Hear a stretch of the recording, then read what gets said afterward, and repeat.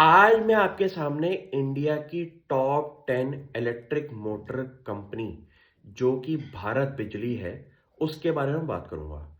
Company के 9 months के जो रिजल्ट्स आए हैं उसके अंदर कंपनी ने मोर देन 45% की पैट की ग्रोथ दिखाई है।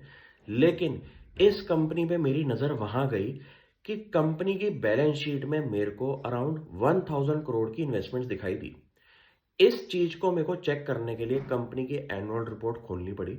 वहां पे जब मैंने ये नंबर सर्च किया मेरी आंखें खुल गई कि कंपनी के इन्वेस्टमेंट पोर्टफोलियो के अंदर अराउंड मोर देन 800 करोड़ की वैल्यू क्रिएटेड है सीमेंस के अंदर, जो कि इंडिया के अंदर लिस्टेड कंपनी है।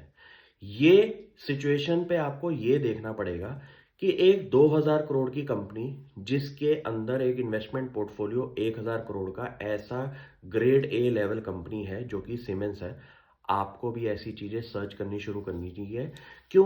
क्योंकि मार्केट में ना आज की डेट में लोग ऐसे small cap mid cap stocks में फोकस कर रहे हैं जहां पे फंडामेंटल्स का सर पैर नहीं है।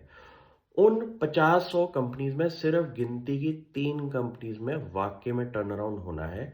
लेकिन उससे ज्यादा रिस्की बेट आपको लेने की जरूरत क्या है जब आप एक ऐसी फंडामेंटली स्ट्रांग कंपनीज पकड़े जिसके प्रॉफिटेबिलिटी के अंदर ऐसी ग्रोथ हो 45% की।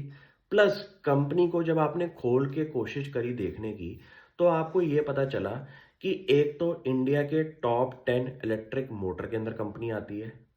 कंपनी का जो मेन बिजनेस है वो हमारा ट्रांसफॉर्मर्स के अंदर है, जो कि इंफ्रास्ट्रक्चर के अंदर एक कोर कंपोनेंट होता है। कुछ भी आपको बड़ा एसेट क्रिएट करना है इंडिया के अंदर, कुछ भी क्रिएट करना है वहां पे ट्रांसफॉर्मर्स की रिक्वायरमेंट रहनी है।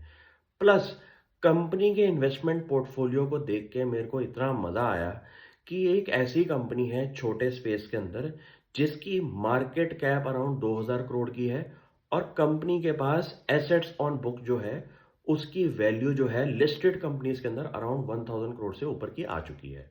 अगर मैं सीमेंस के अलावा कोई और कंपनी की बात करूं जिसका एक मेजर चंक है वो है एचडीएफसी। कंपनी के पास लगभग 135 करोड़ का एचडीएफसी भी पड़ा हुआ है जिस पे आप फोकस कर सकते हैं। मैं ऐसे इंडिया के लिए तैयार कर रहा हूं अपने पोर्टफोलियो को जो कि आज से 10 साल के बाद अगर आप इंडिया की दिग्गज कंपनीज को देखें, उनके अंदर इंफ्रास्ट्रक्चर थीम पकड़े कि कहीं पे भी आपको ऐसी नीश कैटेगरीज की कंपनीज मिल जाएं जैसे कि भारत बिजली। अब ये कंपनी को ना आप पूरा स्टडी करेंगे ना तो आपको समझ में आएगा कि एलिवेटर्स के अंदर जो मोटर लगती है उसका भी एक कोर कंपोनेंट ये कंपनी देती है। पूरे ट्रांसफॉर्मर्स इंडस्ट्री के अंदर one of the top 10 vendors के अंदर ये कंपनी आती है। और कंपनी का जो काम है वो अच्छे लेवल पे है। रीजन बीइंग इनकी जो पार्टनरशिप है ग्लोबल एमएनसीज के साथ, उसका एक बहुत बड़ा एक वेटेज है इस कंपनी की पूरे के पूरे ग्रुप के अंदर। क्यों?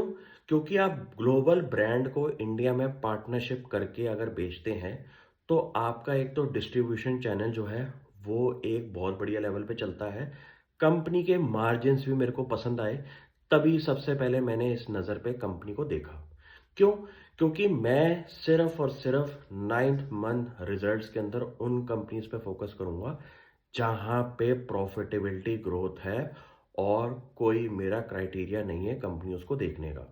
यहाँ पे 45% से ऊपर की ग्रोथ देख के मैंने इस कंपनी को फर्दर स्टडी पे लगाया।